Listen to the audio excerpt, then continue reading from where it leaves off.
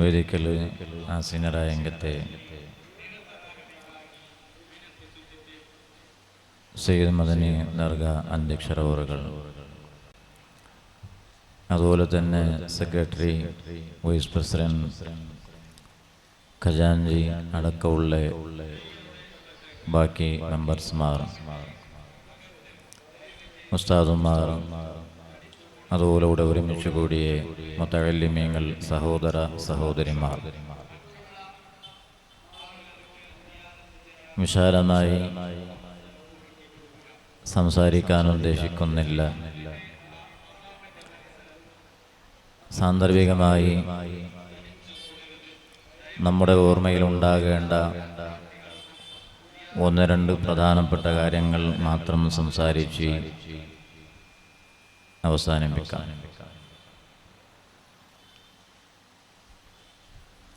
ഇന്ന് ഇവിടെ നടന്നുകൊണ്ടിരിക്കുന്ന ബഹുമാനപ്പെട്ട ഖുതുബുസ്സമാൻ മുഹമ്മദ് ഷരീഫുൽ മദനി ഖദ്ദസല്ലാഹു സിർറഹുൽ അസീസ് തങ്ങളുടെ ഉറൂസ് 432ാമത്തെ വാർഷികമാണെന്ന് നാമൊക്കെ അറിഞ്ഞതാണ്. ദഅവ പ്രവർത്തനങ്ങൾ ജീവിതത്തിൽ ആ പ്രവർത്തനങ്ങളുമായി മുന്നോട്ട് പോകണമെന്ന് തീരുമാനിക്കുന്ന, അതിനുവേണ്ടി പരിശ്രമിക്കുന്ന നാം ഓരോരുത്തരും ഖുതുബുസ്സമാൻ സയ്യിദ് മദനി തങ്ങളവറുകളുടെ ഖദ്ദസല്ലാഹു സിർറഹുൽ അസീസ് തങ്ങളുടെ ഈ 432ാമത്തെ ഉറൂസ്, ഇത് തന്നെ നമുക്ക് ഏറ്റവും വലിയ പാഠമാണ്. ഒരു ദാഇക്ക് ആവശ്യമായ, ദഅവത്തിന് ആവശ്യമായ കാര്യങ്ങൾ എന്താണെന്ന് മനസ്സിലാക്കാനുള്ള എല്ലാം അതിലൂടെ നമുക്ക് കിട്ടും. രണ്ടാമതായി,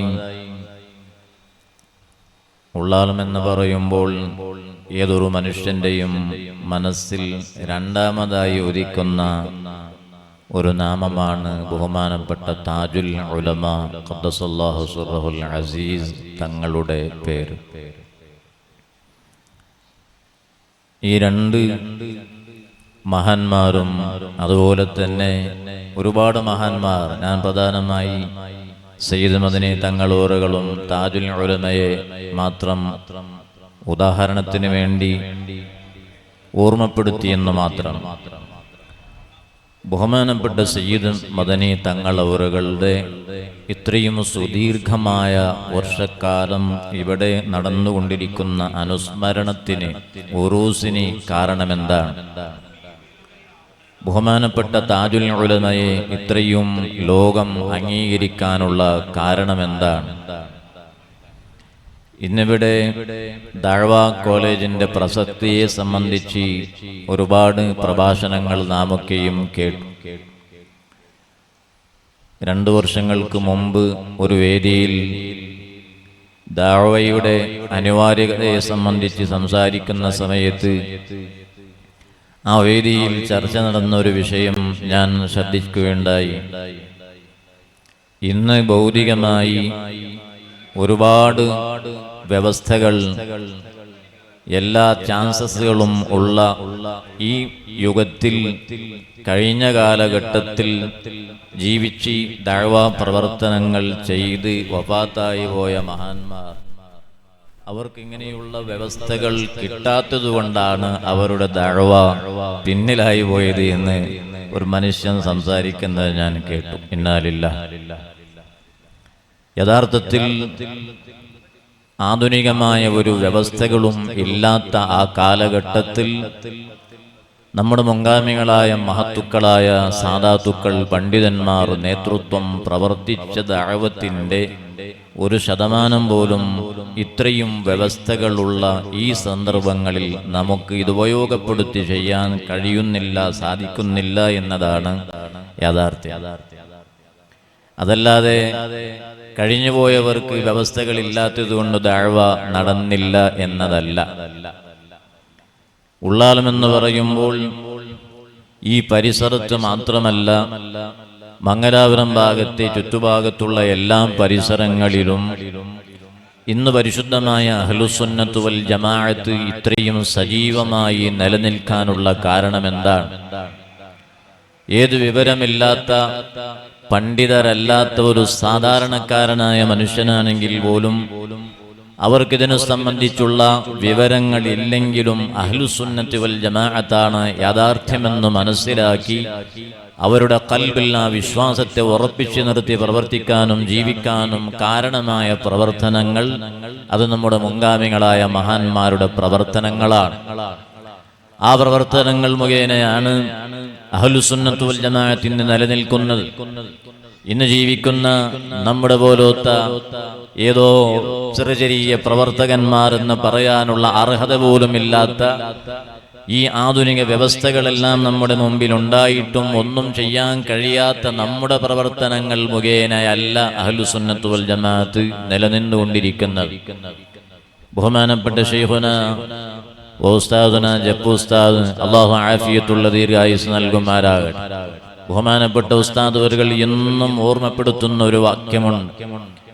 ഒരു മനുഷ്യനെ നന്നാക്കാൻ വേണ്ടി ഒരുപക്ഷെ 1000 ആളുകൾ വഅദ് പറഞ്ഞാൽ ചിലപ്പോൾ ആ ഒരാൾ നന്നാകണമെന്നില്ല. അതേസമയത്ത് ഒരാളുടെ ജീവിതം, ആ ജീവിതം മാത്രം ആയിരക്കണക്കിന് ആളുകളെ നന്നാക്കാൻ സാധ്യമുള്ള പ്രബോധനമാണെന്ന് ബഹുമാനപ്പെട്ട ഉസ്താദ് അവர்கள் എന്നും നമ്മെ ഓർമ്മപ്പെടുത്തുന്ന വാക്യമാണ്. അതിന്റെ ഉദാഹരണമാണ് ബഹുമാനപ്പെട്ട സയ്യിദ് മദനി തങ്ങളവറുകൾ. ആ കാലഘട്ടത്തിൽ അത്രയും സുദീർഘമായ വർഷങ്ങൾക്ക് മുമ്പ് ഇത്രയും വ്യവസ്ഥകളൊന്നുമില്ലാത്ത ആ കാലഘട്ടത്തിൽ വെച്ച് ബഹുമാനപ്പെട്ടവർ ചെയ്ത പ്രബോധനത്തിന്റെ അടയാളങ്ങൾ ഇന്നും ഈ നാട്ടിൽ ബാക്കിയുണ്ട്. മാത്രമല്ല ഖിയാമത്ത് നാൾ വരെ അതുണ്ടാകും. അപ്പൊ നമുക്കുള്ള പ്രവർത്തനം എന്താണ്? ആ മഹാന്മാർ കാണിച്ചു തന്ന മാർഗത്തെ ഒന്ന് സജീവമാക്കി ജനങ്ങൾക്കത് എത്തിച്ചു കൊടുക്കുക എന്നുള്ള ദൗത്യം മാത്രമാണ്. അതിനേറ്റവും പ്രധാനമായ ആവശ്യമായ കാര്യം എന്താണ്? അതാണ് നമ്മുടെ ജീവിത ശൈലി. ബഹുമാനപ്പെട്ട സയ്യിദ് മദനി തങ്ങളവറുകൾ, സയ്യിദുന താജുൽ ഉലമ ഖദ്ദസല്ലാഹു സിർറഹുൽ അസീസ് മഹാന്മാർ കാണിച്ചു തന്നതുപോലെ അവരുടെ ജീവിതത്തിലൂടെ ലോകത്തിലേക്ക് പരിശുദ്ധമായി ദീനുൽ ഇസ്ലാം അഹ്ലുസുന്നത്ത് വൽ ജമാഅത്ത് അവരെ എല്ലാവരെയും പഠിപ്പിച്ചു. നമ്മെ പോലെ ഒരുപക്ഷെ വേദിയിൽ ഒരുപാട് ഒച്ചങ്ങ ബഹളങ്ങൾ ഉണ്ടാക്കിയിട്ടല്ല, ഇതുപോലത്തെ വ്യവസ്ഥകളില്ലാത്ത സന്ദർഭങ്ങളിൽ വരെ അത്രയും നല്ല വിധത്തിൽ പരിശുദ്ധമായ ദീനീ പ്രബോധനങ്ങൾ അവർ നടത്തിയത് അവരുടെ ആത്മാർത്ഥതയും ഏറ്റവും വലിയ പാണ്ഡിത്യവും ഇഖ്ലാസും നല്ല നീയത്തുള്ള പ്രവർത്തനവുമാണ് അതിന് കാരണമെന്ന് ഈ സന്ദർഭത്തിൽ ഞാൻ ഓർമ്മപ്പെടുത്താൻ ആഗ്രഹിക്കുന്നു. അപ്പൊ നമ്മുടെ ജീവിതത്തിൽ ഏറ്റവും പ്രധാനമായി വേണ്ടത്, ഞാൻ ഈ സന്ദർഭത്തിൽ പ്രിയപ്പെട്ട ദഅവ വിദ്യാർത്ഥികളോടും എൻ്റെ സ്വന്തം നഫ്സിനോടും ഞാൻ പറയാൻ ആഗ്രഹിക്കുകയാണ്. ഞാനിപ്പോ ബഹുമാനപ്പെട്ട ഹസനി ഉസ്താദിനോട് ചോദിച്ചു, നമ്മുടെ ദർഗയിലെ ഖത്തീബിന്റെ സെലക്ഷൻ ആയോ? ഉസ്താദ് പറഞ്ഞ് ഇങ്ങനെ നടന്നുകൊണ്ടുണ്ട്, ഇൻഷാ അല്ലാഹ് നല്ല സമർത്ഥരായ ഖത്തീബ് ഇവിടെ വരും. പക്ഷെ ഞാനത് ചോദിക്കാനുള്ള കാരണം, ഒരുപാട് ദഅവ കോളേജുകളും ഒരുപാട് ദർസുകളും മുമ്പത്തെക്കാളും വിശാലമായി നടക്കുന്ന ഒരുപാട് വ്യവസ്ഥകൾ ഉണ്ടായിട്ട് പോലും ചില സന്ദർഭങ്ങളിൽ ഒരു നാട്ടിൽ ഒരു ഖത്തീബിനെ സെലക്ട് ആക്കാൻ വലിയ പ്രയാസമുണ്ടാകുന്ന അവസ്ഥകളൊക്കെ കാണാം. ഞാൻ എൻ്റെ അടുത്തേക്ക് ഒരു സ്ഥലത്ത് ജുമഅക്ക് പോയപ്പോൾ ആ സ്ഥലത്തെ സംബന്ധിച്ച് എനിക്ക് നന്നായി അറിയാം. ഏകദേശം ഒരു 10-20 ഖത്തീബുമാർ വന്നതിൻ്റെ ശേഷമാണ് ഖത്തീബ് അവിടെ സെലക്ട് ആകുന്നത്. 20 ഖത്തീബുമാർ വന്ന് ഖുത്ബ ഓതി വഅദ് പറഞ്ഞ് ഖിറാഅത്തെല്ലാം കേട്ട് പ്രസംഗങ്ങളെല്ലാം കേട്ട് അവസാനം ഒരു ഖത്തീബിനെ സെലക്ട് ആക്കുകയാണെങ്കിൽ അപ്പൊ എങ്ങനത്തെ ഖത്തീബായിരിക്കും? പക്ഷെ അന്ന് ആ പള്ളിയിൽ ജുമഅക്ക് കൂടിയപ്പോ ഞാൻ ചിന്തിച്ചു പോയി, ളുഹ്ർ നിസ്കാരം അവർക്ക് മടക്കി നിസ്കരിക്കേണ്ടി വരുമോ? അപ്പൊ 20ഓളം ഖത്തീബുമാരെ സെലക്ട് ചെയ്തപ്പോൾ ഒരു കറക്റ്റായ ഒരു ഖത്തീബിനെ സെലക്ട് ചെയ്യാൻ കഴിയാത്തത് അതൊരു പക്ഷേ സെലക്ട് ചെയ്യുന്നവരുടെ പ്രോബ്ലം ആയിരിക്കാം. അതുപോലെ തന്നെ മുതഅല്ലിമീങ്ങളായ എന്നെ പോലത്തെ നാം ഒക്കെയും ചിന്തിക്കേണ്ടുന്ന ഒരു കാര്യം കൂടിയാണ്. ഏറ്റവും പ്രധാനമായി പരിശുദ്ധമായി ദീനുൽ ഇസ്ലാമിന്റെ ദഅവ നാം നടത്തണമെങ്കിൽ ദീൻ എന്താണെന്ന് നമുക്ക് മനസ്സിലായിട്ട് വേണം. പ്രധാനമായി നാം അത് മനസ്സിലാക്കിയാലല്ലേ. ഞാനിതിന് ഒരാഴ്ച മുമ്പ് ഒരു സ്ഥലത്ത് പോയപ്പോൾ ഒരാൾ എന്നോട് പറഞ്ഞു, ഈ വഖഫോട് സംബന്ധമായുള്ള പ്രതിഭടനകൾ 4 ഭാഗത്തും നടക്കുന്ന ഈ സന്ദർഭത്തിൽ ബഹുമാനപ്പെട്ട നമ്മുടെ സാദാത്തുക്കൾ ഉലമാഇന്റെ നേതൃത്വത്തിൽ ഒരുപാട് പരിപാടികൾ നടക്കുന്നുണ്ട് 4 ഭാഗത്ത്. അവർ സാധാരണക്കാരനായ ഒരാളോട് ഇങ്ങനെ ഈ വഖഫ് സംബന്ധമായ വിഷയവുമായി സംസാരിച്ചപ്പോൾ, അത്യാവശ്യം വിദ്യാഭ്യാസമുള്ള ഒരു മനുഷ്യനാണ്, അദ്ദേഹത്തോട് ഇങ്ങനെ സംസാരിക്കുന്ന സമയത്തിൽ അദ്ദേഹം എന്നോട് പറഞ്ഞു, വലിയ പ്രയാസം എന്തെന്ന് വെച്ചാൽ ഈ പരിപാടി അതിൽ പ്രസംഗിക്കുന്നവരോ അതല്ലെങ്കിൽ ഇതിന് നേതൃത്വം കൊടുക്കുന്നവരോ അതിൽ പല ആളുകൾക്കും എന്താണ് ഈ വഖഫ്, ഇപ്പൊ നടക്കുന്ന വിവാദങ്ങൾ എന്താണെന്നുള്ളതിനെ സംബന്ധിച്ച് ചെറിയ ഒരു വിജ്ഞാനം പോലും വിവരം പോലും ഇല്ല. ഒരു സാധാരണക്കാരനായ ഒരാൾ അദ്ദേഹം അത് പറഞ്ഞിട്ട് പിന്നീട് പറഞ്ഞു, ഞാൻ ഈ സദസ്സിലെല്ലാം ഇപ്പോൾ പറയേണ്ട വേദിയല്ലാത്തത് കൊണ്ട് ഞാനത് സംസാരിക്കാൻ ആഗ്രഹിക്കുന്നില്ല. പ്രിയപ്പെട്ട മുതഅല്ലിമീങ്ങളോട്, എന്റെ പ്രിയപ്പെട്ട സഹോദരന്മാരോട് ഞാൻ ഓർമ്മപ്പെടുത്തുകയാണ്. ഇപ്പൊ ഇവിടെ ഒരു സുവനീർ വന്നു. അൽഹംദുലില്ലാഹ്, ഞാൻ ആദ്യമായി സയ്യിദുനാ തങ്ങളുടെ കയ്യിൽ നിന്നതെടുത്ത് 1-ാം പേജ് മെല്ലെ എടുത്ത് നോക്കി എന്തൊക്കെ സബ്ജക്റ്റുകളാണുള്ളത്. അപ്പോൾ ആ സബ്ജക്റ്റുകൾ അതിലുള്ളത് അൽഹംദുലില്ലാഹ് ചർച്ച ചെയ്യപ്പെടേണ്ടുന്ന ഒരുപാട് കാര്യങ്ങൾ അതിൽ ഉൾപ്പെടുത്തിയിട്ടുണ്ട് എന്നുള്ളത് ഏറ്റവും വലിയ സന്തോഷമാണ്. അല്ലാഹു ഇതുപോലത്തെ ഒരുപാട് കാര്യങ്ങൾ മനസ്സിലാക്കാനും പ്രചരിപ്പിക്കാനും പ്രവർത്തിക്കാനും അല്ലാഹു തൗഫീഖ് നൽകുമാറാകട്ടെ. അപ്പൊ അദ്ദേഹം എന്നോട് പറഞ്ഞത്, ഈ ഏതൊരു വിവാദം, ഏതെങ്കിലും ഒരു പ്രശ്നങ്ങൾ പുറത്ത് നടക്കുന്നു ഉണ്ടെന്നറിഞ്ഞാൽ ഒരു ദാഇയായ മനുഷ്യന് ഏറ്റവും പ്രധാനമായ ആവശ്യമായ വിഷയം എന്തെന്ന് വെച്ചാൽ ആ വിഷയം എന്താണെന്ന് ഒന്നാമതായി പഠിക്കാം. അതെന്താണെന്ന്, അതിന്റെ സത്യാവസ്ഥ എന്താണ്. ഇപ്പൊ കശ്മീരിൽ വലിയ സ്ഫോടനങ്ങളൊക്കെ നടന്നു, ഒരുപാട് ആളുകൾ മരണപ്പെട്ടു. ഞാൻ ആ വിഷയങ്ങളിലേക്ക് കിടന്ന് സംസാരിക്കുകയല്ല. എന്താണ് അതിന്റെ കാരണം, ആരാണത് നടത്തിയത്, ഒരുപാട് ചർച്ചകൾ മീഡിയകളിലൂടെ നടക്കുന്നത് നമുക്ക് കാണാം. എന്തൊരു വിഷയം വന്നാലും അതിനെ സംബന്ധിച്ച് ഒരുപാട് ചർച്ചകൾ നടക്കുന്നത് കാണാം.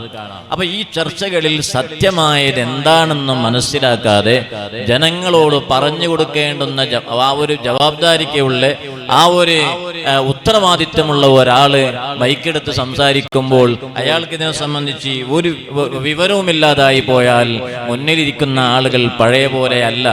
ചില ആളുകൾ തീരെ വിവരമില്ലാത്തവരുണ്ടാകും. ഒരുപക്ഷെ നമ്മുടെ പ്രസംഗം കേട്ട് അവർ തെറ്റിദ്ധരിക്കാൻ സാധ്യമാകും. രണ്ടാമത്തേത്, പലരും അതിനെ സംബന്ധിച്ച് പഠിച്ചവരാകും. അവർ വിചാരിക്കും ഈ സംസാരിക്കുന്ന ആൾക്ക് ഈ വിഷയ സംബന്ധമായി ഒന്നും അറിയില്ല. അപ്പൊ ഞാൻ പറയുന്നത്, എന്റെ പ്രിയപ്പെട്ട സഹോദരന്മാരെ, നല്ല വിധത്തിൽ ആ വിഷയത്തെ സംബന്ധിച്ചുള്ള വിജ്ഞാനം, വസ്തുനിഷ്ഠമായ സത്യം എന്താണെന്നുള്ള വിഷയം നമുക്ക് ഒന്നാമതായി മനസ്സിലാക്കിയിട്ട് വേണം അത് സംസാരിക്കാൻ. അപ്പൊ ഈ കാലഘട്ടത്ത് കഴിഞ്ഞ കാലഘട്ടത്തെക്കാളും ഏറ്റവും കൂടുതൽ ദഅവത്ത് അനിവാര്യമായ ആവശ്യമായ ഒരു കാലമാണെന്ന് നമുക്കൊക്കെയും അറിയാം. ഒരാഴ്ച മുമ്പ് ഒരു വാഹനത്തിൽ സഞ്ചരിക്കുമ്പോൾ ഒരു യുവാവ്, അദ്ദേഹം 21 വർഷം പ്രായമുള്ള ഒരു യുവാവാണ്. അദ്ദേഹം ഇങ്ങനെ സംസാരിച്ചു. അപ്പൊ ഞാനിങ്ങനെ സംസാരിക്കുന്ന എൻ്റെ ഇടയ്ക്ക് അദ്ദേഹത്തോട് ചോദിച്ചു, കോളേജ് ജീവിതത്തെ സംബന്ധിച്ചൊക്കെ ചോദിച്ചു, എങ്ങനെയാണ് ഇപ്പോഴത്തെ അവസ്ഥ, എങ്ങനെയുണ്ട്, പുറത്തൊക്കെ പലതും കേൾക്കുന്നുണ്ടല്ലോ, നീ കോളേജിൽ പഠിക്കുമ്പോൾ എങ്ങനെയാണെന്നൊക്കെ ചോദിച്ചപ്പോൾ കുറെ കാര്യങ്ങളെല്ലാം ആ യുവാവ് എനിക്ക് പറഞ്ഞു തന്നു. അതെല്ലാം പറഞ്ഞതിന്റെ ശേഷം ആ യുവാവ് എന്നോടൊരു കാര്യം പറഞ്ഞു. പ്രിയപ്പെട്ട മുതഅല്ലിമീങ്ങൾ, നാം ശ്രദ്ധിക്കാൻ വേണ്ടിയാണ് ഞാൻ പറയുന്നത്. ആ യുവാവ് എന്നോടൊരു കാര്യം പറഞ്ഞു. ഞങ്ങളിൽ പലരും കള്ളുടിക്കും, വ്യഭിചാരം നടത്തും, പിന്നെ എന്തും ചെയ്യും, ഹറാമും ഹലാലും അതും നമുക്ക് ഒരു വിഷയമല്ല, എന്തും ചെയ്യും, ആണും പെണ്ണും വ്യത്യാസമില്ലാതെ എന്തും ചെയ്യുന്ന ഒരവസ്ഥയാണ് പല വിദ്യാർത്ഥികളിലും ഉള്ളത്. പക്ഷെ ഇതൊക്കെയും ചെയ്യുന്നതിന്റെ ഇടയ്ക്ക് വെച്ച് നിസ്കാരത്തിന്റെ സമയമായാൽ പള്ളിയിൽ പോകും. നാട്ടിലുണ്ടെങ്കിൽ ബാങ്ക് കൊടുത്താൽ പള്ളിക്ക് പോവും, ഇമാം ജമാഅത്തിന് പോവും, പള്ളിയിൽ പോവും, അങ്ങനെ നിസ്കരിക്കും. അപ്പൊ നാട്ടുകാരൊക്കെ വിചാരിക്കും, ആയോ നല്ല ചെറുപ്പക്കാരനാണ്, കോളേജിൽ വന്ന വിദ്യാർത്ഥി, സമയമാകുമ്പോൾ പള്ളിക്ക് വരും. ഇത് ഈ വിദ്യാർത്ഥി എന്നോട് പറഞ്ഞതാണ്. 21 വർഷ പ്രായമുള്ള ഒരു ചെറിയ യുവാവ് എന്നോട് പറയുന്നത്, എന്ത്, പള്ളിയിൽ പോയാൽ നാട്ടുകാരൊക്കെ വിചാരിക്കും, ആ നല്ല മനുഷ്യൻ, സമയമാകുമ്പോൾ പള്ളി വരും. പിന്നെ ഉസ്താദ്മാർ വിചാരിക്കും നല്ലൊരു കുട്ടിയാണ്, അപ്പൊ എല്ലാവർക്കും സലാം പറയും, പിന്നെ വരും. പിന്നെ ഞാനും എന്റെ രഹസ്യ ജീവിതവും അതെനിക്കും എന്റെ റബ്ബിനല്ലാതെ വേറെ ആർക്കും അറിയില്ല. അപ്പൊ എന്നിട്ട് ഇതെല്ലാം നല്ല വിഷയം, ഇതിപ്പോ എല്ലാവർക്കും അറിയുന്ന വിഷയമാണ്. അത് കഴിഞ്ഞ ആ മനുഷ്യൻ ആ യുവാവിനോട് പറഞ്ഞൊരു വാക്യമുണ്ട്. പ്രിയപ്പെട്ട ദാഇകളോട്, പ്രിയപ്പെട്ട എൻ്റെ മുതഅല്ലിമീങ്ങളോട് ഞാൻ ഓർമ്മപ്പെടുത്താൻ ഉദ്ദേശിക്കുന്നത്, ആ യുവാവിനോട് പറഞ്ഞു, ഞങ്ങളോട് ആരും സംസാരിക്കലില്ല. പള്ളിയിൽ ഉസ്താദോ മുഅദ്ദിനോ ഖതീബോ മുദരിസോ അല്ലെങ്കിൽ സദർ ഉസ്താദോ മുഅല്ലിം ഉസ്താദോ ആരും സംസാരിക്കലില്ല. പള്ളിയിൽ പോവും, നിസ്കരിച്ച് ഞാൻ വരും, പിന്നെ എൻ്റെ മൊബൈലുമായി എൻ്റെ വേണ്ടാത്തരങ്ങളുമായി ഞാനിങ്ങനെ ജീവിക്കും. പിറ്റേന്ന് കോളേജിൽ പോവും, ഒരുപാട് വേണ്ടാത്തരങ്ങൾ നടത്തും, പിന്നെയും വരും, ഇങ്ങനെ ഉണ്ടാവും. അപ്പൊ ആ സമയത്ത് എന്നോടൊന്ന് വിളിച്ച് സംസാരിക്കാൻ ആരില്ല, ഉസ്താദില്ല എന്നാണ് ആ യുവാവ് എന്നോട് പറഞ്ഞത്. ആരും എന്നോട് സംസാരിക്കലില്ല. എന്റെ നാട്ടിൽ ഞാൻ ഇത്രയും വർഷക്കാലമായി ജീവിക്കുന്നു, 21 വർഷപ്രായമായി. മദ്രസ വിദ്യാഭ്യാസ കഴിഞ്ഞതിന് ശേഷം ഈ ഉസ്താദിനോട്, നിങ്ങളോട് ഇങ്ങിപ്പോ സംസാരിച്ചുകൊണ്ട് ഞാൻ സംസാരിക്കുകയാണ്. നിങ്ങിപ്പോ ഈ സംസാരിക്കുന്ന ഈ നിമിഷം വരെ എന്റെ നാട്ടിൽ എന്നോട് ആരും സംസാരിച്ചിട്ടില്ല. ആരെന്ന് പറഞ്ഞാല് പള്ളിയിൽ ഖതീബ് ഉസ്താദ് സംസാരിച്ചിട്ടില്ല, മുദരിസ് ഉസ്താദ് സംസാരിച്ചിട്ടില്ല, എന്നോടൊന്നും സംസാരിക്കലില്ല. പിന്നെ ഞങ്ങൾക്ക് കുറെ സംശയങ്ങളൊക്കെ ഉണ്ടാവും. ചിലപ്പോഴൊക്കെ നന്നാകണമെന്നുള്ള ചിന്ത വരും. സുബ്ഹാനല്ലാഹ്, ഇങ്ങനെ ജീവിക്കുന്ന യുവാക്കൾക്ക് ചിലപ്പോൾ നന്നാകണമെന്നുള്ള ചിന്ത വരും. അതാണ് നന്നാകണമെന്നുള്ള ചിന്ത വരുമ്പോ നന്നാക്കാൻ വേണ്ടി ആളില്ല. പിന്നെ കുറച്ചിങ്ങനെ ചിന്തിക്കും, പിന്നെ കുറച്ചു നേരം ആകുമ്പോൾ പഴയ അവസ്ഥയിലേക്ക് തന്നെ മടങ്ങും. ഇങ്ങനെ പോയിട്ട് ഇപ്പൊ 21 വർഷ പ്രായമായി എന്നാണ് ആ യുവാവ് പറയുന്നത്. അപ്പൊ ഞാൻ ചോദിക്കട്ടെ, നമുക്കുള്ള ഉത്തരവാദിത്വം എത്ര വലുതാണ്? ഒരു നാട്ടിൽ ഇത്രയും അനാചാരങ്ങൾ. എന്നിട്ട് ആ യുവാവ് പറഞ്ഞ രണ്ടാമത്തെ മറ്റൊരു കാര്യങ്ങളുണ്ട്. അതെന്തെന്ന് വെച്ചാൽ, ആ യുവാവ് പറയുന്നു, നമ്മുടെ ജീവിതത്തിൽ, നമ്മുടെ കോളേജ് ജീവിതത്തിൽ ഇങ്ങനെയൊക്കെ ഉണ്ടു എന്നുള്ള വിഷയത്തെ സംബന്ധിച്ച് ഉസ്താദിന് ഒരു വിവരവുമില്ല. എന്ത് കോളേജിലൊക്കെ നമുക്ക് ഇങ്ങനെയാണ്, അല്ലെ നമ്മുടെ ജീവിതത്തിന്റെ അവസ്ഥ ഇങ്ങനെയാണ്, അല്ലെ പുറത്തുള്ള അവസ്ഥ ഇങ്ങനെയാണെന്നുള്ള ഇതിനെ സംബന്ധിച്ചുള്ള ഒരു പിടുത്തവും ഉസ്താദിന് ഇല്ല. ഉസ്താദിനുണ്ടെങ്കിൽ ചിലപ്പോൾ അതിനെ ഇല്ലായ്മ ചെയ്യാൻ വേണ്ടിയോ അല്ലെങ്കിൽ ഏതെങ്കിലും ഒരു പ്രസംഗത്തിലോ ചിലപ്പോഴെങ്കിലും ആളുകൾ മനസ്സിലാക്കട്ടെ എന്ന് പറഞ്ഞ ഒരു വെള്ളിയാഴ്ചയോ ഒരു റമദാനിലോ എപ്പോഴെങ്കിലും ഇങ്ങനെ സംസാരിക്കൂലേ. ഉസ്താദിന് അങ്ങനെ ഒന്നും അറിയില്ല. ഇങ്ങനത്തെ സംഭവമൊക്കെ പുറത്ത് നടക്കുന്ന ഉസ്താദ് വിചാരിക്കുന്ന എല്ലാവരും നല്ല മനുഷ്യന്മാരാണ്, എല്ലാവരെ കുറിച്ച് നല്ല വിചാരിക്കണം എന്നാ പറഞ്ഞ് ശരി തന്നെ. എന്നാലും ഈ പുറമേ നടക്കുന്ന വിഷയങ്ങളെ സംബന്ധിച്ചൊന്നും ഞങ്ങൾ ഉസ്താദിന് അറിയില്ല എന്നാണ് ആ യുവാവ് പറയുന്നത്. അതുകൊണ്ട് പ്രിയപ്പെട്ട യുവാക്കളെ, പ്രിയപ്പെട്ട മുതഅല്ലിമീങ്ങളെ, ദഅവയിലെ ഭാവി മുദരിസന്മാരും ഖതീബുമാരും ഖാദിമാരും സദർ ഉസ്താദുമാരും എല്ലാം ഇസ്ലാമിൻ്റെ ഏറ്റവും പ്രധാനമായ എല്ലാ തസ്തികകളിലും നേതൃത്വത്തിന് വരുന്ന പ്രിയപ്പെട്ട മുതഅല്ലിമീങ്ങളോട്, എൻ്റെ സ്വന്തം നഫ്സിനോടും മുതഅല്ലിമീങ്ങളോടും എനിക്ക് ഓർമ്മപ്പെടുത്താനുള്ളത്, പ്രധാനമായും ഇതൊക്കെയും മനസ്സിലാക്കി എന്നിട്ട് അതിന് പരിഹാരം എന്താണെന്ന് ചിന്തിച്ച് പ്രവർത്തിക്കുകയാണ് വേണ്ടത്.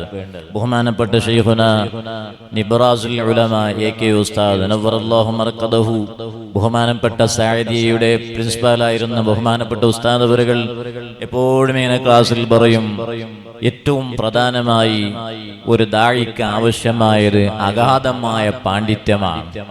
അഗാധമായ പാണ്ഡിത്യമുണ്ടായാൽ ആ ആളാണ് രാജാവ്.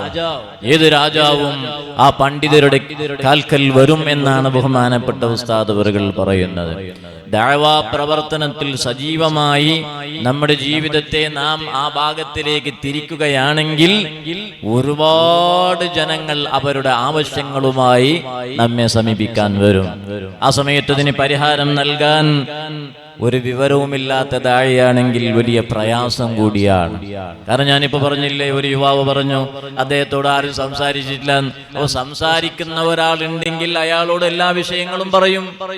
അദ്ദേഹത്തിന്റെ വൈയക്തികമായ വിഷയങ്ങൾ, പേഴ്സണൽ വിഷയങ്ങളും അദ്ദേഹം സംസാരിക്കും. അതല്ല, ബാക്കിയുള്ള വിഷയങ്ങളും അദ്ദേഹം സംസാരിക്കും. അതെല്ലാം സംസാരിക്കുന്ന സമയത്ത് ദാഇയായ ഈ ഉസ്താദിന് അതിനെല്ലാത്തിനും പരിഹാരം കൊടുക്കാനുള്ള സാമർത്ഥ്യം ഇല്ലെങ്കിൽ വലിയ പ്രയാസമാണ്. അതുകൊണ്ട് ഞാൻ വിശാലമായി സംസാരിക്കുന്നില്ല. ഏറ്റവും പ്രധാനമായി നമുക്ക് ഈ ആധുനിക യുഗത്തെ സംബന്ധിച്ച്, ഇവിടെ നടത്തുന്ന ചർച്ചകളെ സംബന്ധിച്ച്, അങ്ങനെ പുറം ലോകത്തിൽ നടക്കുന്ന വിഷയങ്ങളെ സംബന്ധിച്ചുള്ള വിവരങ്ങൾ അനിവാര്യമാണ്. അതോടുകൂടെ നല്ല പാണ്ഡിത്യം അനിവാര്യമാണ്. ഞാൻ ഇതിൻ്റെ അടുക്ക് ഒരു സ്ഥലത്ത് ഒരാളോട് സംസാരിക്കുമ്പോൾ അദ്ദേഹം ഒരു പള്ളിയിൽ നിസ്കരിക്കാൻ വേണ്ടി 5 വക്തിന് ഞാൻ ആ പള്ളിയിലേക്കാണ് പോകുന്നതെന്ന് പറഞ്ഞു. അപ്പോൾ ഞാൻ പറഞ്ഞു, നിങ്ങളുടെ വീടിൻ്റെ അടുത്തൊരു പള്ളി ഉണ്ടല്ലോ. അപ്പോൾ അയാൾ പറഞ്ഞ് ആ പള്ളിയിൽ ഖിറാത്ത് ശരിയില്ല. ആ പള്ളിയിലെ ഖിറാഅത്ത് അത്ര ശരിയില്ല. അപ്പൊ ഇയാൾക്കാണെങ്കിലോ, ഇയാൾക്ക് തീരെ ഫാത്തിഹ ഓതാൻ അറിയാത്ത ആളാണ്. പക്ഷെ അയാൾ ഖിറാഅത്ത് ശരിയില്ല എന്ന് പറയുന്നത് അദ്ദേഹത്തിന് കേൾക്കാൻ അത്ര രസമില്ല എന്നാണ് അദ്ദേഹം പറഞ്ഞതിന്റെ താല്പര്യം. അപ്പൊ അപ്പുറത്തെ പള്ളിയിലോ ഭയങ്കര നല്ല രാഗത്തിൽ ഖുർആൻ ഓതുന്ന ഇമാമാണ് ആ പള്ളിയിലുള്ളത്. ആ പള്ളിയിലാണെങ്കിലോ അത് ബിദ്അത്തുകാരുടെ പള്ളിയാണ്. അപ്പൊ ഏതെല്ലാം വിഷയത്തിലാണ് മുതഅല്ലിമീങ്ങളായ നമുക്ക് ഇപ്പോ സയ്യിദന തങ്ങളവറുകൾ ഓർമ്മപ്പെടുത്തി, ഈ ഓരോ ആളുകൾക്കുണ്ടാകുന്ന പ്രതിഭകളെ സപ്പോർട്ട് ചെയ്യണമെന്ന് ബഹുമാനപ്പെട്ട തങ്ങളവറുകൾ ഓർമ്മപ്പെടുത്തി. അപ്പൊ ആ പ്രതിഭകളെ സപ്പോർട്ട് ചെയ്യണം, അൽഹംദുലില്ലാഹ്, വലിയ വിഷയമാണ്. അതേ സമയത്ത് ഒരാൾക്ക് ഇപ്പൊ ഒരു പാട്ട്, പുതിയതായൊരു പാട്ട് വന്നു. അപ്പൊ ആ ഒരു പാട്ട് വന്നാല് അപ്പൊ ഏത് ലാംഗ്വേജിലാണെങ്കിലും ആ പാട്ട് ലാംഗ്വേജ് അറിയാത്ത ആളും പാടും, അല്ലേ? അത് പാടും. അതെങ്ങനെ പാടല്? അതെങ്ങനെ കുറെ 4-5 പ്രാവശ്യം ഇങ്ങനെ അത് കേട്ട് കഴിഞ്ഞാൽ പിന്നെ തനിയെ പാട്ടുകാരനാവും. ഒരു നല്ലൊരു ഈടുന്ന് ഇപ്പൊ സ്റ്റേറ്റ് ബാങ്കിലേക്ക് ബസ് കയറി പോവാണെങ്കിൽ ആ ബസ്സിലൊരു പാട്ട് ഇങ്ങനെ വെച്ചിട്ടുണ്ടെങ്കിൽ ചിലപ്പോൾ ബസ്സിൽ നിന്ന് ഇറങ്ങി പോകുമ്പോൾ ആ പാട്ട് നോട്ട് ബുക്കും പെന്നും കൊണ്ട് എഴുതാതെ പഠിക്കാതെ അതിനു വേണ്ടി ഇരിക്കാതെ ബസ്സിൽ നിന്ന് ഇറങ്ങി പോകുമ്പോൾ ആ പാട്ട് ചിലപ്പോൾ നമുക്ക് പാടാൻ കഴിയും. പരിശുദ്ധമായ ഖുർആൻ ഒരുപാട് പ്രാവശ്യം നല്ല കാര്യങ്ങളായ ഉസ്താദുമാരെ ഓതുന്നത് ഒരുപാട് പ്രാവശ്യം കേട്ട് കഴിഞ്ഞാൽ നമുക്ക് നല്ല ഈണത്തിൽ ഖുർആൻ ഓതാനും കഴിയും. അപ്പൊ ഈ സന്ദർഭത്തിൽ, ഈ അവസ്ഥയിൽ നമുക്ക് ജനങ്ങൾ നമ്മിൽ നിന്ന് പ്രതീക്ഷിക്കുന്നത് നല്ല ഖിറാഅത്ത്, നല്ല പ്രസംഗം, ആ പ്രസംഗത്തിൽ പ്രസംഗിക്കുന്ന ആൾക്ക് ആ വിഷയത്തെ സംബന്ധിച്ചിട്ടുള്ള അറിവ് എത്രയുണ്ട്, ഇങ്ങനെ തുടങ്ങിയിട്ടുള്ള കാര്യങ്ങൾ. അത് മാത്രമല്ലാതെ അവരുടെ പ്രശ്നങ്ങൾക്ക് പരിഹാരമുണ്ടാകണം എന്നുള്ളതും കൂടിയാണ്. ഇപ്പൊ കള്ളത്തൊരീക്കത്ത് 4 ഭാഗത്തും പ്രചരിപ്പിക്കുന്നുണ്ട്. അതിന്റെ ഒരുപാട് വിവാദങ്ങൾ 4 ഭാഗത്തും നടക്കുന്നുണ്ട്. ആ വിവാദങ്ങൾക്ക് അതൊന്നും, എന്ത് വിവാദങ്ങൾ നടന്നാലും എത്ര പറഞ്ഞു കൊടുത്താലും കുറെ ആളുകൾ ഉണ്ടാവും ആ കള്ളത്തൊരീക്കത്തിന്റെ പിന്നാലെ പോകുന്നു. ഒരു പള്ളിയിലെ ഒരു പ്രശ്നമുണ്ടായപ്പോ അതെന്താണെന്ന് ആ നാട്ടുകാരനായ ഒരാളോട് ചോദിച്ചപ്പോൾ അദ്ദേഹം പറഞ്ഞു, ഞങ്ങളുടെ പ്രസിഡന്റ് കള്ളത്തൊരീക്കത്തുകാരനായി. ഇന്നാലില്ല. അപ്പൊ പ്രസിഡന്റ് കള്ളത്തൊരീക്കത്തുകാരനായാൽ പിന്നെ ഒരു പ്രശ്നമാണല്ലോ. അപ്പൊ ഇപ്പൊ എന്താ ചെയ്യാ, നാട്ടിലെ നേതൃത്വം തന്നെ കള്ളത്തൊരീക്കത്തുകാരനായല്ലോ എന്ന് പറഞ്ഞപ്പോ അദ്ദേഹം പറഞ്ഞു, അയാളല്ല പ്രശ്നം, ഖത്തീബ് ഉസ്താദാണ് അയാളെ കൊണ്ടുപോയിട്ട് കള്ളത്തൊരീക്കത്തുകാരനാക്കിയത്. ഇപ്പൊ എന്നിട്ട് അദ്ദേഹം പറഞ്ഞു, ഇപ്പൊ ഒന്നും ചെയ്യാത്ത അവസ്ഥയാണുള്ളത്. കാരണം ഉസ്താദിനെ വിടാൻ പ്രസിഡന്റ് കേൾക്കൂല, കാരണം പ്രസിഡന്റിന്റെ ഷെയ്ഖാണ് ഉസ്താദ്. പിന്നെ പ്രസിഡന്റിനെ മാറ്റാനും കഴിയൂല. നാട്ടിലാകെ പ്രശ്നമാണ്, കള്ളത്തൊരീക്കത്തായി കുടുങ്ങിയിട്ടുണ്ട്. അപ്പൊ ഈ വിഷയമല്ല ഞാൻ ഈ സമയത്ത് ഓർമ്മപ്പെടുത്തുന്നത്. അതൊരു ഭാഗത്ത് നടക്കുന്ന വിഷയങ്ങളാണ്. പക്ഷെ എന്തുകൊണ്ടാണ് ജനങ്ങൾ ആ ഭാഗത്തേക്ക് പോകുന്നത്? അപ്പൊ ഞങ്ങൾ ഇപ്പോൾ ആ പള്ളിയിൽ ഒരു സ്വലാത്ത് മജ്ലിസ് നടത്തുമ്പോൾ അല്ലെങ്കിൽ ഒരു ദിക്ർ മജ്ലിസ് നടത്തുമ്പോൾ ചിലപ്പോൾ നാട്ടിലൊക്കെ ഭയങ്കര പ്രശ്നമാവും. പിന്നെ കുറെ ആൾ ഇപ്പൊ ഉറൂസ് കാണുന്നില്ല. ഇപ്പൊ ഈ ഉറൂസിനെ സംബന്ധിച്ച് എത്ര വിവാദങ്ങളാണ്, എത്ര എഴുത്തുകളാണ് സോഷ്യൽ മീഡിയയിലൂടെ നടക്കുന്നത്. ഇതൊക്കെ നടക്കുന്നുണ്ടെങ്കിലും ആത്മീയമായ തട്ടിപ്പുകൾക്ക് പിന്നാലെ ജനങ്ങൾ പോകാനുള്ള കാരണം എന്താണ്? ഇത്രയും വിവാദങ്ങൾ നടക്കുമ്പോൾ ആത്മീയമായ തട്ടിപ്പുകൾ, ആത്മീയമായ ഒറിജിനൽ ആത്മീയതയിലേക്കും അതല്ല ഒറിജിനൽ അല്ലാത്ത ആത്മീയതയിലേക്കും ഒരുപാട് ജനങ്ങൾ അതിനെ തേടി പോകാനുള്ള കാരണം എന്താണ്? അല്ലേ? നമ്മിപ്പോ പറയില്ല, കുറെ ദിക്ർ ചൊല്ലാന്ന് ഇപ്പൊ ആളെ കിട്ടലില്ല, കുറെ സലാത്ത് ചൊല്ലാന്ന് ആളെ കിട്ടില്ല, പണ്ടത്തെ പോലെ. അങ്ങനൊന്നും അല്ല. കുറെ ആളുകൾക്ക് അത് ആവശ്യമുണ്ട്, കുറെ ആളുകൾക്ക് ആത്മീയത ആവശ്യമുണ്ട്, കുറെ ആളുകൾക്ക് മനസ്സമാധാനം ആവശ്യമുണ്ട്. അപ്പൊ ആ സമാധാനം കിട്ടുന്ന വഴി തേടി അവർ പോകുമ്പോൾ അതിന് വേണ്ടുന്ന വഴികൾ ആ വഴി അറിയുന്ന പണ്ഡിതന്മാർ ഉണ്ടാക്കി കൊടുക്കാതിരുന്നാൽ കിട്ടുന്ന വഴിയിൽ അവർ പോകും. മഅദിൻ ബഹുമാനപ്പെട്ട സയ്യിദുനാ ഖലീലുൽ ബുഖാരി തങ്ങൾ, അല്ലാഹു ദീർഘായുസ് ആഫിയത്തുള്ള ദീർഘായുസ് നൽകുമാറാകട്ടെ, ഒരുപാട് പദ്ധതികൾ ദഅ്വാ രംഗത്ത് നടക്കുന്നുണ്ട്. അപ്പോൾ മഅദിന്റെ മുദരിസ് ഉസ്താദ് അവറുകളുമായി സംസാരിക്കുമ്പോൾ ഞാൻ ഓർമ്മപ്പെടുത്തി, എൻ്റെ പ്രിയപ്പെട്ട മുതഅല്ലിമീങ്ങൾക്ക് ഞാൻ ഓർമ്മപ്പെടുത്താൻ വേണ്ടിയാണ് ഈ വിഷയം ഇപ്പോൾ പറയാൻ ഞാൻ വിശാലമായി സംസാരിക്കുന്നില്ല.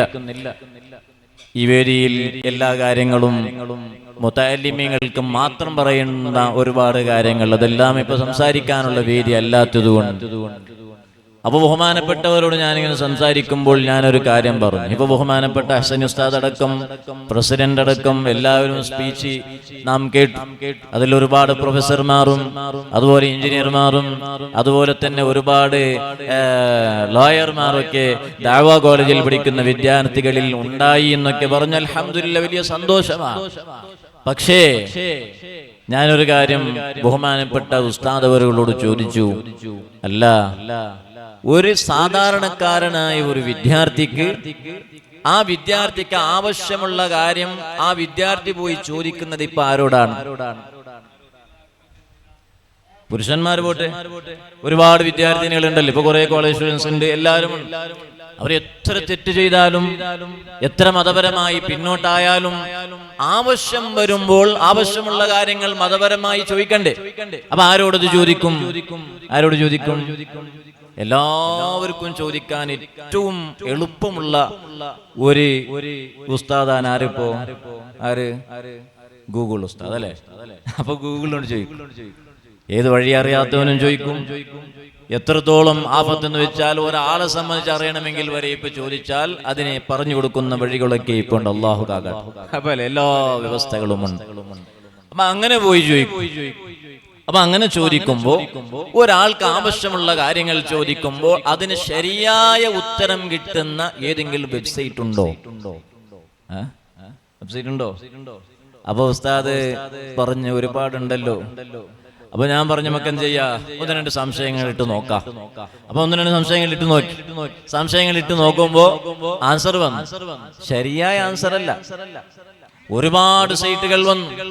10ഉം 20ഉം സൈറ്റുകൾ നാം സെർച്ച് ചെയ്തപ്പോൾ അഹ്ലുസുന്നത്ത് വൽ ജമാഅത്തിന്റെ വിരുദ്ധമായ, സുന്നത്ത് ജമാഅത്തിന് വിരുദ്ധമായ, അല്ലെങ്കിൽ ഉലമാ പഠിപ്പിച്ചതിനോ അതല്ലെങ്കിൽ ദീനുൽ ഇസ്ലാം പഠിപ്പിക്കാത്തതായ, ഉലമാ കാട്ടിത്തരാത്ത, ദീനിന് വിരുദ്ധമായ ആൻസറാണ് അതിൽ വരുന്നത്. അപ്പൊ എന്തു ചെയ്യും? ദഅവ പ്രവർത്തനങ്ങൾ സജീവമായി നടക്കുന്നുണ്ട്. ഒരുപാട് സ്ഥാപനങ്ങൾ നടക്കുന്നുണ്ട്. ആ സ്ഥാപനങ്ങളിൽ ഒരുപാട് വിദ്യാർത്ഥികൾ പുറത്തിറങ്ങുന്നുണ്ട്. ഒരുപാട് ഡിഗ്രികൾ എല്ലാം സമ്പാദിക്കുന്നുണ്ട്. പക്ഷേ പ്രിയപ്പെട്ട ദഅവ വിദ്യാർത്ഥികളോട് ഓർമ്മപ്പെടുത്തട്ടെ, നമ്മുടെ ഇനിയുള്ള ഈ കാലഘട്ടത്തിന് ഏറ്റവും ആവശ്യമായ ആ വിഷയത്തിൽ ചിന്തിക്കാൻ നാം പ്രവർത്തിക്കണം. ബഹുമാനപ്പെട്ട ഉസ്താദ് അവരോട് ഞാനപ്പോ ഈ വിഷയം ഇങ്ങനെ ചർച്ച ചെയ്തപ്പോൾ ഉസ്താദ് പറഞ്ഞു, ഇൻഷാ അല്ലാഹ് അടുത്തതായി അതിനുവേണ്ടിയുള്ള പരിഹാരം ഞങ്ങൾ ഉണ്ടാക്കുമെന്ന് ബഹുമാനപ്പെട്ടവർ പറഞ്ഞു. അതിന്റെ ശേഷവും ബഹുമാനപ്പെട്ട ഒരുപാട് ഉസ്താദ്മാരോട് ഈ വിഷയം സംസാരിക്കുമ്പോൾ അതിന് പരിഹാരം ഉണ്ടാക്കാമെന്നുള്ള ഉറപ്പ് തന്നിട്ടുണ്ട്. അൽഹംദുലില്ലാഹ്, വലിയ സന്തോഷമാണ്. പക്ഷേ അതിനുള്ള തുടക്കം സയ്യിദ് മദനി ദഅവ കോളേജിൽ നിന്നായിക്കോട്ടെ. ഒരാൾക്ക് ഏത് വിഷയത്തിൽ സംശയം ചോദിച്ചാൽ, അതുകൊണ്ടല്ലേ ഇപ്പൊ നോക്കിക്കോളി, ഇപ്പൊ കള്ളത്തൊരീക്കത്തായാലും ബിദ്അത്തായാലും തീവ്രവാദമായാലും ഏത് വിഷയങ്ങളായാലും ഒരാൾ അദ്ദേഹത്തിന് ആവശ്യമുള്ള വിഷയം അദ്ദേഹം അന്വേഷിക്കുമ്പോൾ അദ്ദേഹത്തിന് ആവശ്യമായ വിഷയങ്ങൾ കിട്ടുന്നത് അതിലാണ്. ഒരു ഫിഖ്ഹിയായ മസ്അലയാണെങ്കിൽ പോലും മദ്ഹബില്ല എന്ന് പറയുന്ന വിഭാഗം ഹദീസും ഖുർആനും ദുർവ്യാഖ്യാനം ചെയ്ത് ചോദിക്കുന്ന ചോദ്യങ്ങൾക്കൊക്കെയും കിട്ടുന്ന ആൻസർ കൊടുക്കുന്ന വെബ്സൈറ്റുകളാണ് നമുക്ക് കാണാൻ സാധിക്കുന്നത്. ഒരാൾ പറഞ്ഞു, നിങ്ങൾ കേട്ടില്ലേ, വലിയ ലോക പ്രശസ്ത പ്രാസംഗികനാണ്, ഭയങ്കര സ്കോളറാണൊക്കെ അറിയപ്പെടുന്ന ഒരു മനുഷ്യൻ, അദ്ദേഹം ഇതിന്റെ ഇടയ്ക്ക് അദ്ദേഹത്തോട് കള്ളു കുടിക്കാമോ എന്ന് ചോദിച്ചപ്പോൾ അദ്ദേഹം പറഞ്ഞു, കുറെ കുടിക്കാൻ പാടില്ല, ഒരു ഗ്ലാസ് ഒക്കെ ദിവസം കുടിക്കുന്നതിന് പ്രശ്നമില്ല, ഞാനൊരു ചെറിയ കപ്പ് ദിവസം കുടിക്കാറുണ്ട് എന്നാണ് അദ്ദേഹം ആൻസർ കൊടുത്തത്. ഞാൻ കേട്ടിട്ടുണ്ടാവും, വീഡിയോ ഒക്കെ ഞാൻ കണ്ടിട്ടുണ്ടാവും, സോഷ്യൽ മീഡിയയിലൊക്കെ ഭയങ്കര ചർച്ച ചെയ്ത വിഷയമാണ്. അദ്ദേഹം പറയുന്നത് ഞാനൊരു ചെറിയ കപ്പ് ഡെയിലി കുടിക്കാറുണ്ട് എന്നാണ്. ഇന്നാലില്ല, ഭയങ്കര താടിയുള്ള വലിയ ഷാളൊക്കെ ഇട്ടിട്ടുള്ള ഇംഗ്ലീഷിൽ ഭയങ്കര സ്പീച്ച് ചെയ്യുന്ന ഒരു മനുഷ്യനാണ്. അദ്ദേഹം പറയുന്നത് ഞാൻ ദിവസം കുറച്ച് കുടിക്കാണ്ട് ഒരു പ്രശ്നമില്ല, ഇസ്ലാം അത് വേണ്ടെന്ന് പറഞ്ഞിട്ടില്ല, അത് കുടിച്ചെങ്കിൽ പിന്നെ മസ്തായി പോകുന്ന അത്ര കുറെ ഒരു ബക്കറ്റൊന്നും കുടിക്കാൻ പാടില്ല എന്നാണ് അദ്ദേഹം. അങ്ങനെ ആരെങ്കിലും കുടിക്കലുണ്ട്? കുടിക്കുന്നത് കുറച്ച് തന്നെ. പിന്നെ അങ്ങനെ പിരാന്ത് പിടിച്ചവരായിരിക്കും ചിലപ്പോൾ കുറെ കുടിക്കാൻ, അല്ലാത്തവർ കുടിക്കുന്ന അല്പാൽപായിട്ടൽ. അപ്പൊ അദ്ദേഹം പറഞ്ഞ അത്ര കുടിക്കാൻ ഞാൻ കുടിക്കാനുണ്ട് എന്നാണ് അദ്ദേഹം പറയുന്നത്. ഇദ്ദേഹമോ, അദ്ദേഹത്തെ സംബന്ധിച്ച് ഞാനൊരു വേദിയിൽ ഒരുപാട് വിദ്യാർത്ഥിനികളുള്ള നമ്മുടെ ഒരു പരിപാടികളിൽ, കോളേജ് സ്റ്റുഡന്റ് ഉള്ള ഒരു പരിപാടിയിൽ അദ്ദേഹത്തെ സംബന്ധിച്ച് ഞാൻ ഇങ്ങനെ വീഡിയോ കാണിക്കുകയും പറഞ്ഞു കൊടുക്കുകയും ചെയ്തു. എന്നിട്ട് അവസാനം ചോദിച്ചു, ഇദ്ദേഹത്തെ പരിചയമുണ്ടോ, ഇദ്ദേഹത്തിനോട് സംശയം ചോദിക്കുന്ന ആരെങ്കിലും ഈ സദസ്സിലുണ്ടോ, ഇദ്ദേഹവുമായി ബന്ധമുള്ള, ഇദ്ദേഹത്തിന്റെ സ്പീച്ച് എപ്പോഴും കണ്ടുകൊണ്ടിരിക്കുന്ന ആരെങ്കിലും ഉണ്ടോ എന്ന് ചോദിച്ചപ്പോൾ സദസ്സിലുള്ള എല്ലാവരും ബഹുമാനപ്പെട്ട അദ്ദേഹത്തിന്റെ ശിഷ്യന്മാരാണ്, ശിഷ്യത്തിമാരാണ്. ഞാൻ പറഞ്ഞത് മനസ്സിലാകുന്നുണ്ടോ? ഈ കള്ളുകുടിക്കാമെന്ന് പറഞ്ഞ ഈ മനുഷ്യന്റെ സ്പീച്ച് അധികം വിദ്യാർത്ഥിനികളും അദ്ദേഹത്തിന്റെ സ്പീച്ച് കേൾക്കാറുണ്ട്, അദ്ദേഹത്തെ ഫോളോ ചെയ്യാറുണ്ട്, എല്ലാം ചെയ്യാറുണ്ട്. കാരണം എന്താണ്? അതിനുള്ള കാരണം എന്താണ്? ഒന്ന്, അദ്ദേഹത്തിന്റെ ലാംഗ്വേജ്, അദ്ദേഹം നല്ല ഇംഗ്ലീഷിൽ സംസാരിക്കുന്നു എന്നുള്ളതാണ്. ഇനി നിങ്ങൾ നോക്കൂ, ഇന്ത്യയിലും ലോകത്തെ ഏത് രാഷ്ട്രത്തിലുള്ള ഒരു പ്രഭാഷകനാണെങ്കിലും അദ്ദേഹത്തിന് ലക്ഷക്കണക്കിന് ആളുകൾ ഉണ്ടാവും. അദ്ദേഹത്തിന്റെ സ്പീച്ച് അത് കാണാനും അതിനെ സപ്പോർട്ട് ചെയ്യാനും ആളുകൾ ഉണ്ടാകും. പക്ഷേ അദ്ദേഹത്തിനുള്ള മതപരമായ വിജ്ഞാനം നോക്കിയിട്ടല്ല, അദ്ദേഹത്തിനുള്ള ഇംഗ്ലീഷ് സംസാരിക്കാനുള്ള കഴിവ് നോക്കിയിട്ടാണ് ജനങ്ങൾ പോകുന്നത്. എന്തേ കാരണം? ഇംഗ്ലീഷിനോടുള്ള സ്നേഹം കൊണ്ടല്ല, മറിച്ച് ഇംഗ്ലീഷേ അവർക്ക് മനസ്സിലാകുന്നുള്ളൂ എന്നതാണ് പ്രശ്നം, അല്ലേ? അവർക്ക് ഇംഗ്ലീഷാണ് മനസ്സിലാകുന്നുള്ളൂ. ഭാര്യ അവർക്ക് ഇതുവരെ ദഹിക്കലില്ല. 1ാം ക്ലാസ്സിന്റെ ചെറിയ കുട്ടിയോട് ഭാര്യയിൽ ഉസ്താദ് സംസാരിച്ചാൽ ചിലപ്പോൾ പേരൻസിന്റെ ഫോൺ വരും, എൻ്റെ കുട്ടിക്ക് മനസ്സിലായിട്ടില്ല, ഞങ്ങൾ വീട്ടിൽ സംസാരിക്കുന്നത് ഇംഗ്ലീഷിലാണ്, സ്കൂളിൽ സംസാരിക്കുന്നത് ഇംഗ്ലീഷിലാണ്, മദ്രസ ഇംഗ്ലീഷാണെന്ന് വിചാരിച്ചിട്ടാണ് അഡ്മിഷൻ ചെയ്തിട്ടുള്ളത്, ഉസ്താദ് അല്പം ഭാര്യ സംസാരിക്കുന്നത് കുട്ടിക്ക് തിരിഞ്ഞില്ല. മനസ്സിലാകുന്നുണ്ട്? ആ ഏത് കുട്ടിയാണ്? 1ാം ക്ലാസ്സിന്റെ കുട്ടിയാണ്. ആ കുട്ടിയോട് ഞാൻ മലയാളത്തിൽ ചെയ്യുന്ന കുറെ വാള് പറഞ്ഞിട്ട് കാര്യമില്ല. കാരണം ഈ പറയുന്ന വിഷയത്തിന് പ്രസക്തി ഇല്ലാത്തത് കൊണ്ടല്ല, അവർക്ക് ആ ലാംഗ്വേജ് മനസ്സിലാകാത്ത പ്രശ്നമാണ്. അപ്പൊ അതുകൊണ്ട് ഇംഗ്ലീഷിൽ അവർക്ക് അറിയുന്ന ഭാഷയിൽ സംസാരിക്കുന്നത്, അത് ഏത് ദജ്ജാലായാലും അത് കേൾക്കാൻ ആളുണ്ടാവും. കാരണം വിഷയം അവർക്ക് മനസ്സിലാകുന്ന ഭാഷയാണ് എന്നുള്ളതാണ് വിഷയം. അപ്പൊ അതുകൊണ്ട് ഞാൻ പറഞ്ഞുകൊണ്ടുവരുന്നത്, ഒരുപാട് വിദ്യാഭ്യാസങ്ങൾ നേടുന്നതിന്റെ കൂടെ ഈ ഭൗതിക ഇപ്പോഴത്തെ ഈ സാഹചര്യത്തിന് ആവശ്യമായുള്ള വിഷയങ്ങളും കൂടി സമ്പാദിക്കുകയും, എന്നിട്ട് സമ്പാദിച്ചിട്ട് നേരെ ഗൾഫ് പോലല്ല വേണ്ടത്. അതും ഒരു പ്രശ്നമാണ്. നമുക്ക് കാണല് ഈ ഡിഗ്രി കോളേജുകളിൽ ഷാരിയും സഖാഫിയും അസനിയും മദനിയും എല്ലാമായി അങ്ങനെ കോളേജിൽ 2-3 വർഷക്കാലം കോളേജിലുണ്ടാവും. അപ്പൊ ഭയങ്കര ഫേമസ് ആയിരിക്കും, ഭയങ്കര പ്രഭാഷകനാണ്, സാഹിത്യ സമാജത്തിൽ ഭയങ്കര സ്പീച്ചാണ്, ഭയങ്കര എഴുത്തുകാരനാണ്, എല്ലാം ഓക്കെ. പക്ഷേ അദ്ദേഹം ഡിഗ്രി വാങ്ങി അദ്ദേഹം നാട്ടിൽ വന്നതിന് ശേഷം പിന്നെ കാണാനില്ല. പിന്നെ അയാളെ തേടുമ്പോൾ അയാളൊന്നോ ചിലപ്പോൾ ഡൽഹിയിലോ അതല്ലെങ്കിൽ ബോംബെയിലോ അല്ലെങ്കിൽ ഏതെങ്കിലും UK ഏതോ രാഷ്ട്രങ്ങളിൽ പോയി അദ്ദേഹം പഠിച്ച ഭൗതികമായ വിഷയങ്ങളെ മാത്രം അത് കേന്ദ്രീകരിച്ച് പ്രവർത്തിക്കാനായിരിക്കും അദ്ദേഹം പോകുന്നത്. അപ്പൊ ഈ ദഅ്വ കോളേജിന്റെ ആവശ്യകത എന്താണ്? വെറും പള്ളി ദർസുകൾ മാത്രമുണ്ടായിരുന്ന ആ വ്യവസ്ഥകൾ അല്പം മാറ്റമുണ്ടാക്കി പണ്ഡിതന്മാർ ദഅ്വ കോളേജ് ഉണ്ടാക്കുന്നതിന്റെ ലക്ഷ്യം എന്താണ്? ഉദ്ദേശം എന്താണ്? എല്ലാ വിദ്യാർത്ഥികളും അതുപോലെ എന്നല്ല ഞാൻ പറയുന്നത്. ചില സ്ഥലങ്ങളിലൊക്കെ പോയാൽ വലിയ ദഅ്വ പ്രവർത്തനങ്ങൾ ദഅ്വ കോളേജിൽ പഠിച്ച വിദ്യാർത്ഥികൾ ചെയ്യുന്നത് കണ്ടാൽ അത്ഭുതപ്പെട്ടു പോകും. ഒരുപാട് സ്ഥലങ്ങളിൽ നമുക്കങ്ങനെ കാണാം. ഞാനിപ്പോൾ പേര് പറയാൻ ഉദ്ദേശിക്കുന്നില്ല, കാരണം ഞാൻ പേര് പറയുന്നതിനേക്കാളും കൂടുതൽ പ്രവർത്തിക്കുന്ന ഒരുപാട് ദാഇമാരുണ്ടാകാം. അവിടെയൊക്കെയും കാണാൻ സാധിക്കുന്നത് പള്ളി ദർസിൽ പഠിച്ച മുതഅല്ലിമകളെക്കാളും കൂടുതൽ ദഅ്വ കോളേജിൽ പഠിച്ച ഈ വിഷയങ്ങളിലൊക്കെ നല്ല കഴിവുള്ള വിദ്യാർത്ഥികളാണ് ആ രംഗത്ത് പ്രവർത്തിക്കുന്നത് നമുക്ക് കാണാൻ സാധിക്കുന്നത്. അപ്പോൾ അങ്ങനെ പ്രവർത്തിക്കുന്നവരുണ്ട്, അത് ചെറിയ ശതമാനം മാത്രം. ഇത്രയും ഒരുപാട് ലക്ഷക്കണക്കിൽ വിദ്യാർത്ഥികൾ പഠിക്കുകയും അതിൽ നല്ല കഴിവുള്ള വിദ്യാർത്ഥികൾ ഈ ദഅ്വ ഫീൽഡ് ഉപേക്ഷിച്ച് മറ്റേ വഴിക്ക് പോയാൽ പിന്നെ ആരാണ് ഞാൻ ഈ പറഞ്ഞ പ്രശ്നങ്ങൾക്ക് പരിഹാരമുണ്ടാക്കുക? അപ്പൊ അതുകൊണ്ട് നല്ലവണ്ണം ചിന്തിക്കുകയും ഈ കാലഘട്ടത്തിന് ആവശ്യമായ വിധത്തിലുള്ള എല്ലാം കൊണ്ടും സമർത്ഥനായ ഒരു ദാഇയായി പുറത്തു വരാൻ സാധിച്ചാൽ അത് സ്വീകരിക്കാൻ ലക്ഷക്കണക്കിന് ആളുകൾ പുറത്തുണ്ട്. അതിന് സമർത്ഥനായ ആളെ കിട്ടാത്ത പ്രശ്നം മാത്രമേ ഉള്ളൂ. അതിന് അൽഹംദുലില്ലാഹ് സയ്യിദ് മദനി ദഅ്വ കോളേജ് ആ വിഷയത്തിൽ അൽഹംദുലില്ലാഹ് മുന്നിലാണ്. വലിയ സന്തോഷമാണ്. ഞാൻ ഹസനി ഉസ്താദിനോട് സംസാരിക്കുമ്പോൾ നമ്മുടെ മംഗലാപുരത്തെ ദാറുസ് സുഫയെ ബഹുമാനപ്പെട്ടവരെ ചൂണ്ടിക്കാണിച്ച് പറഞ്ഞു, അവിടെ പഠിപ്പിക്കുന്ന പലരും നമ്മുടെ ദഅ്വ വിദ്യാർത്ഥികൾ, പൂർവ്വ വിദ്യാർത്ഥികളാണ്. അൽഹംദുലില്ലാഹ് സയ്യിദ് മദനി ദഅവ കോളേജില് ഇവിടെ പഠിച്ച് പുറത്തിറങ്ങിയ ഉസ്താദുമാരാണ് ദാറുസ്സുഫയിൽ ഉസ്താദുമാരായി ഇപ്പോൾ ഉള്ളത്. അൽഹംദുലില്ലാഹ്, അത് വലിയ സന്തോഷമാണ്. അപ്പൊ അങ്ങനെ ആവശ്യമായി വരുമ്പോൾ അതിന് വേണ്ടുന്ന മുതഅല്ലിമീങ്ങൾ, അതിന് വേണ്ടുന്ന ഉസ്താദുമാരെ കിട്ടുകയാണെങ്കിൽ ഈ പ്രശ്നങ്ങൾക്ക് പരിഹാരമുണ്ടാക്കാം. ഏതാൾ വേണമെങ്കിലും എടുത്തു നോക്കൂ. ഞാൻ ഈ പറഞ്ഞ ഈ കള്ളു കുടിക്കുന്ന ഒരാളെ സംബന്ധിച്ച് മാത്രമല്ല, ഏത് പ്രഭാഷകനെ വേണമെങ്കിലും എടുത്തു നോക്കൂ.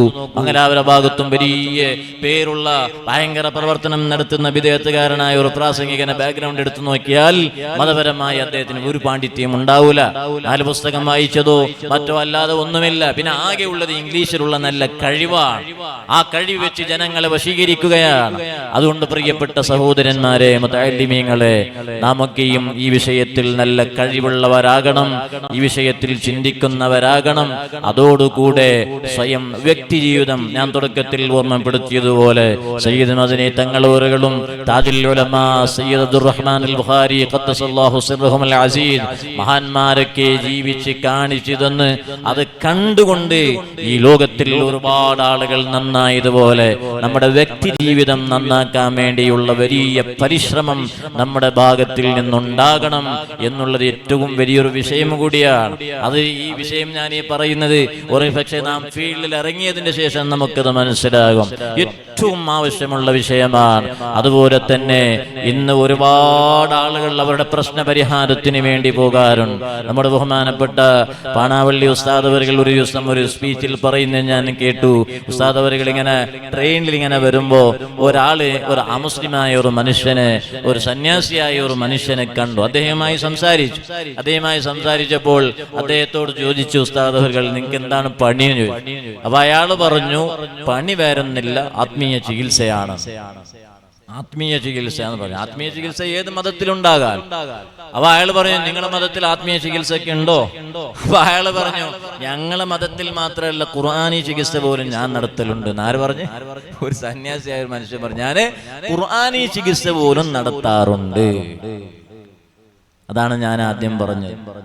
ആത്മീയമായ വിഷയങ്ങൾ മുഴുവനും അർഹതപ്പെട്ടവരല്ലാത്തവരുടെ കയ്യിലാകുമ്പോൾ അതിനൊക്കെയും പരിഹാരമുള്ള ഒരു ദാഇയാവണം. സൈക്കോളജി ആണെങ്കിലോ കുടുംബ പ്രശ്നങ്ങൾ ഉണ്ടാകും, മക്കള് പ്രശ്നങ്ങൾ ഉണ്ടാകും, ഒരുപാട് പ്രശ്നങ്ങൾ ഉണ്ടാകും. പോയി സൂസൈഡ് ചെയ്യുന്നത് കാണാം, അല്ലെങ്കിൽ അടിച്ചു കൊല്ലുന്നത് കാണാം, ഒരുപാട് പ്രശ്നങ്ങളിൽ അഡിക്റ്റ് ആയവരെ കാണാം. അതിന് പരിഹാരമുണ്ടാക്കാൻ പറ്റിയ ആളില്ലാതാകുമ്പോൾ മൂന്നാമത്തെ ആളെടുത്ത് പോവും. അദ്ദേഹം പരിഹാരമുണ്ടാക്കി കഴിഞ്ഞാൽ, അതിൽ പരിഹാരം കിട്ടിയാൽ ആ മനുഷ്യൻ പറയുന്ന ഏതിനും ഈ കുടുംബം തയ്യാറാവും. അത് എന്ത് പറഞ്ഞാലും തയ്യാറാവും. പിന്നെയാണ് വെള്ളിയാഴ്ച ഉസ്താദ് പള്ളിയിൽ പറയുന്നത്, ആ മനുഷ്യനാരും സമീപിക്കാൻ പാടില്ല, അദ്ദേഹം അതാണ് ഇതാണെന്ന് പറയുമ്പോൾ അത് കേൾക്കാൻ ആളുണ്ടാവില്ല. കാരണം പരിഹാരം കിട്ടിയ സ്ഥലം വേറെയാണ്. പരിഹാരം കിട്ടിയ ആളെ ഒഴിവാക്കി ഇങ്ങോട്ട് വരാൻ അവർ തയ്യാറാവില്ല. അപ്പൊ ഇങ്ങനെ ഒരുപാട് പ്രശ്നങ്ങൾ ഉണ്ടാകും. അതിനൊക്കെയും പരിഹാരമുള്ള ഒരു ദഅവ കോളേജായി നമ്മുടെ സയ്യിദ് മദനി ദഅവ കോളേജ് മാറണം. അതിന് ഏറ്റവും പ്രധാനമായി ശ്രമിക്കേണ്ടത് നമ്മുടെ പ്രിയപ്പെട്ട വിദ്യാർത്ഥികളാണ്. ഇൻഷാ അല്ലാഹ് നമ്മുടെ വിദ്യാർത്ഥികളൊക്കെയും ഈ വിഷയത്തിൽ വലിയ ശ്രദ്ധയുള്ളവരും അതിനുവേണ്ടി പരിശ്രമിക്കുന്നവരും ഭാവിയിൽ ഇതിനൊക്കെയും പരിഹാരമുണ്ടാക്കുന്നവരുമാകുമെന്നുള്ള പൂർണ്ണ വിശ്വാസത്തോടെ അല്ലാഹു അതിന് തൗഫീഖ് നൽകുമാറാകട്ടെ. ദുആ കൊണ്ട് വസിയത്തോടെ പറഞ്ഞതിൽ എന്തെങ്കിലും കുറവുകളുണ്ടെങ്കിൽ പൊരുത്തപ്പെടണമെന്നും കൂടി ഓർമ്മപ്പെടുത്തി ദുആ കൊണ്ട് വസിയത്തോടെ വാഖിറു ദഅവാന അൽഹംദുലില്ലാഹി റബ്ബിൽ ആലമീൻ. അസ്സലാമു അലൈക്കും വറഹ്മത്തുള്ളാഹി വബറകാതുഹു.